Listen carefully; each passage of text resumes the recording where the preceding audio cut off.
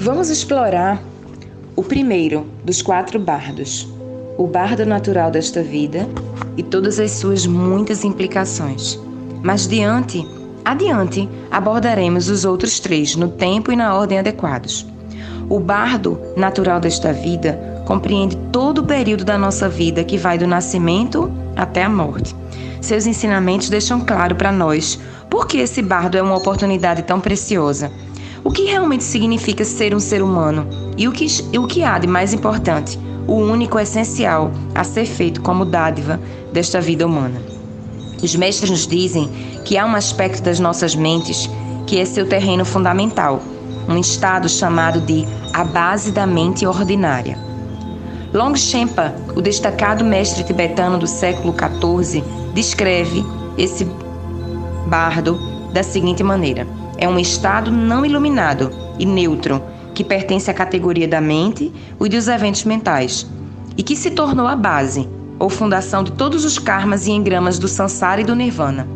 Ele funciona como um armazém. A nossa mente funciona como esse armazém, em que são estocadas como sementes todas as impressões das ações passadas causadas por nossas emoções negativas. Quando surgem as condições propícias, elas germinam e manifestam-se como circunstâncias e situações das nossas vidas.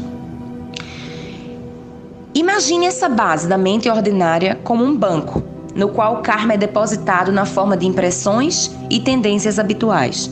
Se temos o hábito de pensar seguindo um padrão característico, positivo ou negativo, então essas tendências serão acionadas e provocadas muito facilmente, repetindo-se de maneira contínua e recorrente. Com essa repetição constante, nossas inclinações e hábitos cada vez mais vão persistir no mesmo caminho, acumulando mais e mais poder, mesmo quando estamos dormindo. É dessa forma que chegam a determinar a nossa vida, a nossa morte e o nosso renascimento. Sempre nos perguntamos, como será quando eu morrer?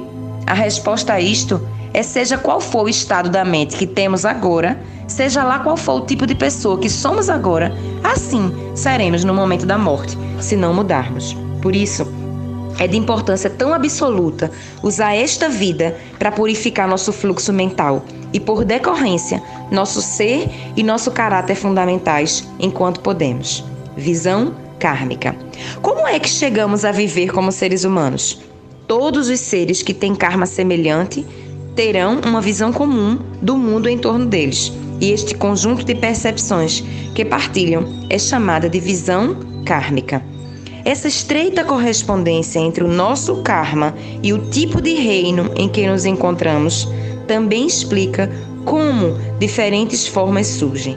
Você e eu, por exemplo, somos seres humanos, devido ao karma básico comum que partilhamos. Mas mesmo dentro do reino humano, todos nós temos nosso karma individual. Nascemos em países, cidades e famílias diferentes. Cada um de nós tem diferente criação, educação, influência e crenças. E todos esses condicionamentos incluem aquele karma. Cada um de nós é uma complexa somatória de hábitos e ações passadas. E assim não podemos ver as coisas senão da nossa maneira pessoal e única. Os seres humanos são muito parecidos, mas percebem as coisas de modo completamente diferente. E cada um de nós vive em seu próprio mundo individual, único e separado. Como disse Kalu Rinpoche, se 100 pessoas dormem e sonham, cada uma delas experimentará um mundo diferente em seu sonho. Pode-se dizer que os sonhos de todos são verdadeiros. Não teria sentido afirmar que apenas o sonho de uma pessoa é o mundo verdadeiro e todos os demais são falsos. Na verdade, em cada um que percebe, de acordo com os seus padrões kármicos, ou seja, suas emoções e seus pensamentos, que condicionam as suas percepções. 6 reinos. Nossa existência humana não é o único tipo de visão kármica. No budismo, são identificados 6 reinos da existência: o dos deuses, o dos semideuses, o dos humanos, o dos animais, o dos fantasmas famintos e o do inferno. Cada um desses reinos é o resultado de uma das 6 principais emoções negativas. Então vamos lá. orgulho, ciúme, desejo, ignorância, ganância e raiva. Existem esses reinos externamente? De fato, eles podem existir além do âmbito de percepção de nossa visão kármica. Nunca nos esqueçamos, o que vemos é o que a nossa visão kármica nos permite ver, e não mais. Exatamente como nós, no impuro e não desenvolvido estado presente da nossa percepção, julgamos a parte do universo que vemos como se fosse o universo inteiro. Assim, um inseto pode ver um dos nossos dedos como uma paisagem inteira. Somos tão arrogantes que só acreditamos em ver para quê? Crer. Mas os grandes ensinamentos budistas falam de incontáveis mundos em diferentes dimensões. Podem haver até muitos mundos extremamente parecidos ou iguais ao nosso, e diversos astrofísicos modernos desenvolveram teorias sobre a existência de universos paralelos. Como poderíamos fazer afirmações definitivas sobre o que existe ou não, para além das fronteiras da nossa tão limitada visão? Olhando para o mundo em redor e para as pessoas e para as nossas próprias mentes, podemos ver que os 6 reinos definitivamente existem. Existem pelo modo como inconscientemente a gente permite que a nossa emoção negativa seja projetada e cristalizem reinos inteiros à nossa volta, definindo o estilo, a forma, o sabor e o contexto da nossa vida naqueles reinos. E eles existem também interiormente, porque as diferentes sementes e tendências de várias emoções negativas dentro do nosso sistema psicofísico, sempre prontas para germinar e crescer, dependendo das influências que sofram e da maneira como a gente escolhe viver. Vejamos como alguns desses reinos são projetados e se cristalizam no mundo que nos cerca. O primeiro aspecto do reino dos deuses, por exemplo, é da ausência de sofrimento. Um reino de beleza imutável e êxtase sensual.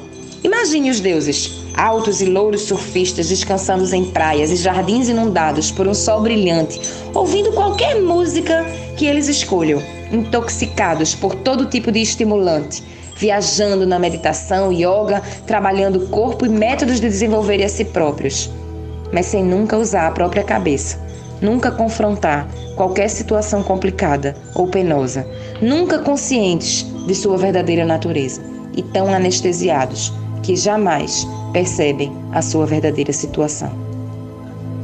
Se alguns lugares da Califórnia ou da Austrália surgem na mente como o reino dos deuses, você pode ver o reino dos semideuses em ação todos os dias, talvez na intriga e na realidade do Wall Street ou nos corredores fervilhantes de Washington e da Casa Branca. E o reino dos fantasmas famintos? Eles existem onde quer que haja pessoas que nunca estão satisfeitas, mesmo quando são imensamente ricas, ansiosas por assumir a direção dessa ou daquela empresa ou exercitando infinitamente sua avidez em processos judiciais. Ligue em qualquer canal de televisão e você entrará de imediato no mundo dos semideuses e dos fantasmas famintos. A qualidade no reino dos deuses pode parecer superior à nossa, mas os mestres nos dizem que a vida humana é infinitamente mais valiosa. Por quê? Devido ao preciso fato de que dispomos de consciência e inteligência, que são a matéria da iluminação. E porque o real sofrimento que permeia este reino humano é em si a espora da nossa verdadeira transformação espiritual. Dor, aflição, perda e incessante frustração de todo tipo acontecem com um propósito real e dramático: despertar-nos, tornar-nos capazes de que, quase e praticamente nos forçar a romper o ciclo do samsara. Esse ciclo de emoções e pensamentos contínuos, infinitos, proporcionando sofrimento, e assim libertar nosso esplendor aprisionado. Todas as tradições espirituais enfatizaram que esta vida humana é única e tem um potencial que geralmente não conseguimos nem mesmo começar a imaginar.